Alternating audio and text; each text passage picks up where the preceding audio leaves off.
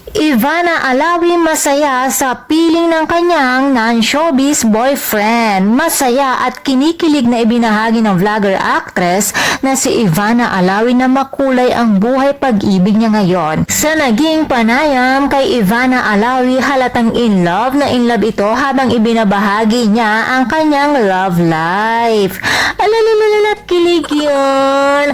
Ayon sa actress, masaya daw ito sa kanyang non-showbiz boyfriend. Kwento ni Ivana, mas gusto daw niya ang non-showbiz dahil selosa daw ito, kaya naman hindi mag-work kapag showbiz ang kanyang boyfriend. So ngayon alam mo na, Gerald Anderson, ayon ni Ivana ang showbiz. Gerald.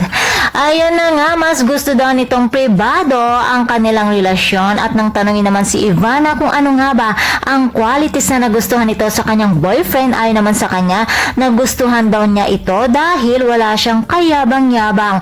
Turn off daw kasi kay Ivana pag mayabang ang guy. Super blessed daw ito at happy at feeling daw niya pwede na siyang mag-asawa pagtungtong niya ng edad na 30. Sa ngayon ay 27 years old na si Ivana, kaya naman may 3 taon pa siya sa pagiging single. Binanggit din ni Ivana na mas bet daw niya ang Pinoy kaysa foreigner at non-showbiz at syempre kailangan din niyang pumasa sa kanyang mami maging sa pamilya nito.